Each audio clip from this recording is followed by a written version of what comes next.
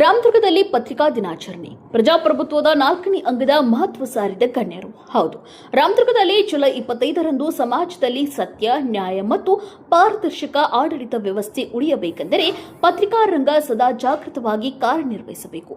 ಪ್ರಜಾಪ್ರಭುತ್ವದ 4ನೇ ಅಂಗವಾಗಿರುವ ಪತ್ರಿಕಾ ರಂಗವು ಸಮಾಜದ ಕಣ್ಣು ಮತ್ತು ಕಿವಿಯಾಗಿ ಕಾರ್ಯನಿರ್ವಹಿಸುತ್ತಿದ್ದು, ಜನರ ಧ್ವನಿಯನ್ನು ಸರ್ಕಾರದ ಮಟ್ಟಕ್ಕೆ ತಲುಪಿಸುವ ಮಹತ್ತರ ಜವಾಬ್ದಾರಿಯನ್ನು ಹೊತ್ತಿದೆ ಎಂದು ವಿವಿಧ ಗಣ್ಯರು ಅಭಿಪ್ರಾಯಪಟ್ಟರು. ಇನ್ನು ಕರ್ನಾಟಕ ಕಾರ್ಯನಿರತರ ಪತ್ರಕರ್ತರ ಧ್ವನಿ ರಾಮದುರ್ಗ ಘಟಕ ಹಾಗೂ ಶ್ರೀಮತಿ ಆರ್.ಎಸ್. ಯಾದವಾಡ್ ಸರ್ಕಾರಿ ಪ್ರಥಮ ದರ್ಜೆ ಕಾಲೇಜಿನ ಸಂಯುಕ್ತ ಆಶ್ರಯದಲ್ಲಿ ಶನಿವಾರ ಪಟ್ಟಣದ ಶ್ರೀಮತಿ ಆರ್.ಎಸ್. ಯಾದವಾಡ್ ಸರ್ಕಾರಿ ಪ್ರಥಮ ದರ್ಜೆ ಕಾಲೇಜಿನಲ್ಲಿ ಪತ್ರಿಕಾ ದಿನಾಚರಣೆ 2026 ಕಾರ್ಯಕ್ರಮ ಜರುಗಿತು. ಇನ್ನು ಕಾರ್ಯಕ್ರಮದ ಆರಂಭದಲ್ಲಿ ಗಣ್ಯರನ್ನು ಆತ್ಮೀಯವಾಗಿ ಸ್ವಾಗತಿಸಲಾಯಿತು. ಬಳಿಕ ವೃಕ್ಷಕ್ಕೆ ನೀರೆರೆಯುವ ಮೂಲಕ ಪರಿಸರ ಸಂರಕ್ಷಣೆಯ ಸಂದೇಶದೊಂದಿಗೆ ಕಾರ್ಯಕ್ರಮಕ್ಕೆ ಚಾಲನೆ ನೀಡಲಾಯಿತು. ಕಾರ್ಯಕ್ರಮದ ಅಧ್ಯಕ್ಷತೆಯನ್ನು ಕರ್ನಾಟಕ ಕಾರ್ಯನಿರತರ ಪತ್ರಕರ್ತರ ಧ್ವನಿ ಸಂಘಟನೆಯ ರಾಮದುರ್ಗ ತಾಲೂಕು ಅಧ್ಯಕ್ಷರಾದ ಶ್ರೀ ರಮೇಶ್ ಎಂ ರಾಯಬಾಗ್ ವಹಿಸಿದರು. ಮುಖ್ಯ ಅತಿಥಿಗಳಾಗಿ ವಾರ್ತಾ ಮತ್ತು ಸಾರ್ವಜನಿಕ ಸಂಪರ್ಕ ಇಲಾಖೆಯ ಬಸವರಾಜ್ ಎಂ ಅಲಗುಂಡಿ, ತಹಶೀಲ್ದಾರ್ ಹಾಗೂ ತಾಲೂಕು ದಂಡಾಧಿಕಾರಿ ಪ್ರಕಾಶ್ ಗಾಯಕ್ವಾಡ್, ಡಿವೈಎಸ್ಪಿ ಚಿದಂಬರ ಮಡಿವಾಳರ್, ಖ್ಯಾತ ಉದ್ಯಮಿ ವಿಜಯ್ ಎನ್ ಶೆಟ್ಟಿ, ಕಾಲೇಜಿನ ಪ್ರಾಂಶುಪಾಲ ಡಾಕ್ಟರ್ ಎಂ.ಡಿ. ಕಮತಗಿ, ಇತಿಹಾಸ ವಿಭಾಗದ ಪ್ರಾಧ್ಯಾಪಕ ಡಾಕ್ಟರ್ ಅಪ್ಪಣ್ಣ ಬೇಬಕ್ಕರ್, ವಾರ್ತಾ ಇಲಾಖೆಯ ಭರತ್ ಕುಮಾರ್ ಕೆ ಹಾಗೂ ಪತ್ರಿಕೋದ್ಯಮ ವಿಭಾಗದ ಡಾಕ್ಟರ್ ಮಹೇಶ್ ಪಾಟೀಲ್ ಸೇರಿದಂತೆ ಅನೇಕ ಗಣ್ಯರು ವೇದಿಕೆಯಲ್ಲಿ ಉಪಸ್ಥಿತರಿದ್ದರು. ಇನ್ನು ಕರ್ನಾಟಕ ಕಾರ್ಯನಿರತರ ಪತ್ರಕರ್ತರ ಧ್ವನಿ ಸಂಘಟನೆಯ ರಾಜ್ಯ ಉಪಾಧ್ಯಕ್ಷ ಹಾಗೂ ವಿಶ್ವದರ್ಶನ ಕನ್ನಡ ದಿನಪತ್ರಿಕೆಯ ಸಂಪಾದಕ ಎಸ್.ಎಸ್. ಪಾಟೀಲ್, ವಾರ್ತಾ ಇಲಾಖೆಯ ಭರತ್ ಕುಮಾರ್ ಕೆ ಮತ್ತು ಪತ್ರಿಕೋದ್ಯಮ ವಿಭಾಗದ ಡಾಕ್ಟರ್ ಮಹೇಶ್ ಪಾಟೀಲ್ ವಿಶೇಷ ಉಪನ್ಯಾಸ ನೀಡಿ ಪತ್ರಿಕೋದ್ಯಮ ಸಾಮಾಜಿಕ ಜವಾಬ್ದಾರಿ, ಮಾಧ್ಯಮ ನೈತಿಕತೆ ಹಾಗೂ ವೃತ್ತಿಯಲ್ಲಿನ ಸವಾಲುಗಳ ಕುರಿತು ವಿದ್ಯಾರ್ಥಿಗಳಿಗೆ ಮಾರ್ಗದರ್ಶನ ನೀಡಿದರು. ಇನ್ನು ಡಿವೈಎಸ್ಪಿ ಚಿದಂಬರ ಮಡಿವಾಳರ್ ಅವರು ಮಾತನಾಡಿ, ಕಾರ್ಯಾಂಗ, ಶಾಸಕಾಂಗ ಮತ್ತು ನ್ಯಾಯಾಂಗದಷ್ಟೇ ಪತ್ರಿಕಾ ರಂಗವು ಪ್ರಜಾಪ್ರಭುತ್ವದ ಪ್ರಮುಖ ಅಂಗವಾಗಿದೆ. ಸಮಾಜದಲ್ಲಿನ ಅಕ್ರಮ, ಅನ್ಯಾಯ ಹಾಗೂ ಆಡಳಿತದ ಲೋಪಗಳನ್ನು ಬೆಳಕಿಗೆ ತರುವ ಶಕ್ತಿ ಲೇಖನಿಗಿದೆ. ಖಡ್ಗ ಅಥವಾ ಕ್ಷೇಪಣಿಗಳಿಂದ ಸಾಧ್ಯವಾಗದ ಸಾಮಾಜಿಕ ಪರಿವರ್ತನೆಯನ್ನು ಒಬ್ಬ ಪತ್ರಕರ್ತನ ಲೇಖನಿ ಸಾಧಿಸಬಲ್ಲದು. ಟೀಕೆ, ವಿರುದ್ಧ ಹಾಗೂ ಒತ್ತಡಗಳ ನಡುವೆಯೂ ನಿಷ್ಠೆ ಮತ್ತು ಪ್ರಾಮಾಣಿಕತೆಯಿಂದ ಜನಪರವಾಗಿ ಕಾರ್ಯನಿರ್ವಹಿಸುವ ಪತ್ರಕರ್ತರ ಸೇವೆ ಶ್ಲಾಘನೀಯ ಎಂದು ಹೇಳಿದರು. ತಹಶೀಲ್ದಾರ್ ಪ್ರಕಾಶ್ ಗಾಯಕ್ವಾಡ್ ಅವರು ಮಾತನಾಡಿ, ಸಮಾಜದಲ್ಲಿನ ಭ್ರಷ್ಟಾಚಾರ, ಕಳಪೆ ಕಾಮಗಾರಿ, ಅಕ್ರಮಗಳು ಹಾಗೂ ಸಾರ್ವಜನಿಕ ಸಮಸ್ಯೆಗಳನ್ನು ಜನರ ಮುಂದಿಡುವಲ್ಲಿ ಪತ್ರಕರ್ತರು ಮತ್ತು ಮುದ್ರಣ, ದೃಶ್ಯ ಹಾಗೂ ಡಿಜಿಟಲ್ ಮಾಧ್ಯಮಗಳು ನಿಸ್ವಾರ್ಥ ಸೇವೆ ಸಲ್ಲಿಸುತ್ತಿವೆ ಎಂದು ಮೆಚ್ಚುಗೆ ವ್ಯಕ್ತಪಡಿಸಿದರು. ಪತ್ರಿಕೋದ್ಯಮ ವಿದ್ಯಾರ್ಥಿಗಳು ಸತ್ಯನಿಷ್ಠ, ಸಾಮಾಜಿಕ ಕಾಳಜಿ ಮತ್ತು ವೃತ್ತಿ ನೈತಿಕತೆಯನ್ನು ಅಳವಡಿಸಿಕೊಂಡು ಉತ್ತಮ ಪತ್ರಕರ್ತರಾಗಬೇಕು ಎಂದು ಸಲಹೆ ನೀಡಿದರು. ಮುಖ್ಯ ಉಪನ್ಯಾಸ ಎಸ್.ಎಸ್. ಪಾಟೀಲ್ ಮಾತನಾಡಿ, ಜುಲೈ ತಿಂಗಳ ಪೂರ್ತಿ ಪತ್ರಿಕಾ ದಿನಾಚರಣೆಯನ್ನು ಆಚರಿಸಲಾಗುತ್ತಿದೆ. ಪ್ರಜಾಪ್ರಭುತ್ವದಲ್ಲಿ ಪತ್ರಿಕಾ ರಂಗವು 4ನೇ ಅಂಗವೆಂದು ಕರೆಯಲ್ಪಟ್ಟರೂ ಅದರ ಜವಾಬ್ದಾರಿ ಉಳಿದ 3 ಅಂಗಗಳಿಗಿಂತ ಕಡಿಮೆ ಇಲ್ಲ. ಸಮಾಜದಲ್ಲಿನ ಅನ್ಯಾಯ, ಭ್ರಷ್ಟಾಚಾರ ಹಾಗೂ ಅಕ್ರಮಗಳನ್ನು ಜನರ ಮುಂದಿಡುವುದು ಪತ್ರಕರ್ತರ ಧರ್ಮವಾಗಿದೆ.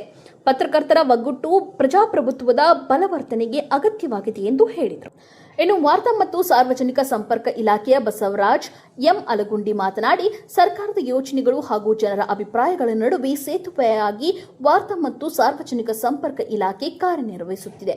ಪತ್ರಿಕೋದ್ಯಮ ವಿದ್ಯಾರ್ಥಿಗಳು ಸುದ್ದಿ ಸಂಗ್ರಹ, ವರದಿ ಬರವಣಿಗೆ, ಮಾಹಿತಿ ಪರಿಶೀಲನೆ ಹಾಗೂ ವೃತ್ತಿಪರ ನೈತಿಕತೆಯನ್ನು ಅಳವಡಿಸಿಕೊಂಡು ಸಮಾಜಮುಖಿ ಪತ್ರಿಕೋದ್ಯಮಕ್ಕೆ ತಮ್ಮನ್ನು ಸಮರ್ಪಿಸಿಕೊಳ್ಳಬೇಕು ಎಂದು ತಿಳಿಸಿದರು. ಇನ್ನು ಈ ಸಂದರ್ಭದಲ್ಲಿ ಡಿವೈಎಸ್ಪಿ ಚಿದಂಬರ ಮಡಿವಾಳರ್, ತಹಶೀಲ್ದಾರ್ ಪ್ರಕಾಶ್ ಗಾಯಕ್ವಾಡ್, ಕರ್ನಾಟಕ ಕಾರ್ಯನಿರತರ ಪತ್ರಕರ್ತರ ಧ್ವನಿ ಸಂಘಟನೆಯ ರಾಜ್ಯ ಉಪಾಧ್ಯಕ್ಷ ಎಸ್.ಎಸ್. ಪಾಟೀಲ್, ಕರ್ನಾಟಕ ಕಾರ್ಯನಿರತರ ಪತ್ರಕರ್ತರ ಧ್ವನಿ ಸಂಘಟನೆಯ ರಾಮದುರ್ಗ ತಾಲೂಕು ಅಧ್ಯಕ್ಷ ರಮೇಶ್ ಎಂ ರಾಯಬಾಗ್, ಉದ್ಯಮಿ ವಿಜಯ್ ಎನ್ ಶೆಟ್ಟಿ, ಇತಿಹಾಸ ಪ್ರಾಧ್ಯಾಪಕರಾದ ಡಾಕ್ಟರ್ ಅಪ್ಪಣ್ಣ ಬೇಬಕ್ಕರ್ ಸೇರಿದಂತೆ ವಿವಿಧ ಗಣ್ಯರನ್ನು ಫಲಪುಷ್ಪ ನೀಡಿ ಗೌರವಪೂರ್ವಕವಾಗಿ ಸನ್ಮಾನಿಸಲಾಯಿತು. ಇನ್ನು ಈ ಕಾರ್ಯಕ್ರಮದಲ್ಲಿ ಪತ್ರಿಕೋದ್ಯಮ ವಿದ್ಯಾರ್ಥಿಗಳು, ಪತ್ರಕರ್ತರ ವಿವಿಧ ಇಲಾಖೆಗಳ ಅಧಿಕಾರಿಗಳು, ಕಾಲೇಜಿನ ಉಪನ್ಯಾಸಕರು, ಸಂಘಟನೆಯ ಪದಾಧಿಕಾರಿಗಳು ಹಾಗೂ ಸದಸ್ಯರು ಭಾಗವಹಿಸಿದರು. Bureau report, R news Kannada.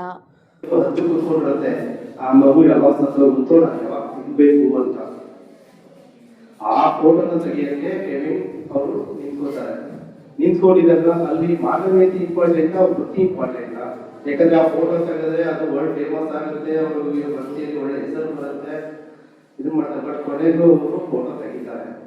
ತೆಗೆದ್ಬಿಟ್ಟು ಅದಕ್ಕೆ ಪತ್ರಿಕೋದ್ಯಮದಲ್ಲಿ ಉನ್ನತ ಪುಲಿಚರ್ ಪ್ರಶಸ್ತಿ ಅಂತ ಹೇಳ್ಬಿಟ್ಟು ಪತ್ರಿಕೋದ್ಯಮ ಶ್ರೇಷ್ಠ ಪ್ರಶಸ್ತಿ ಅದು ಸಿಗುತ್ತೆ ಯಾವಾಗ 1993ರಲ್ಲಿ. 93ರಲ್ಲಿ ಕೇವಲ 34-35 ವರ್ಷ ಪತ್ರಕರ್ತರಿಗೆ. ಬಟ್ ಆ ಫೋಟೋ ತೆಗೆದು ಅವಾರ್ಡ್ ತಗೊಂಡಿದ್ದಾದ್ಮೇಲೆ ಅವನಿಗೆ ಮಾನವೀಯತೆ ಕಾಣುತ್ತೆ. ನಾನು ಮನಸ್ಸು ಮಾಡಿದ್ರೆ ಉಳಿಸ್ಬೋದಿತ್ತು ಅವನು ಅಂತ. ಅದೇ ಮನಸ್ಸು ನೋವಿನಿಂದ ಇದು ಮಾಡಿ ಮಾನಸಿಕ ಖಿನ್ನತೆಯಿಂದ ಕೊನೆಗೆ 35 ವರ್ಷಕ್ಕೆ ಅವರು ಸುಸೈಡ್ ಮಾಡ್ಕೊತಾರೆ. ಅದಕ್ಕೆ ಹೇಳೋದು, ಯಾವುದೇ ವೃತ್ತಿ ಇರಲಿ, ಪತ್ರಿಕೋದ್ಯಮದಲ್ಲಿ ಇದ್ದ ಯಾವುದೇ ವೃತ್ತಿ ಇರಬೇಕಾಗಿರಲಿ, ಯಾವುದೇ ವೃತ್ತಿಯಲ್ಲಿ ಮಾನವೀಯತೆನ ಬೆಳೆಸ್ಕೊಳ್ಳಿ, ಮಾನವೀಯತೆಯೊಂದಿಗೆ ಕೆಲಸ ಮಾಡಿ. ಯಾವುದೇ ಆಗಿರ್ಬೋದು, ಪತ್ರಕರ್ತೆ ಆಗಿರ್ಬೋದು, ಸರ್ಕಾರಿ ನೌಕರಿ ಆಗಿರ್ಬೋದು, ಸಾಮಾನ್ಯ ವ್ಯಕ್ತಿನೇ ಆಗಿರ್ಬೋದು, ಇದಕ್ಕಾಗಿರ್ಬೋದು. ಸೊ ವೃತ್ತಿಯಲ್ಲಿ ಮಾನವೀಯತೆಯು ಒಂದು ಆದ್ಯತೆ ಜಾಸ್ತಿ ಕೊಡಿ ಅಂತ ರಿಕ್ವೆಸ್ಟ್.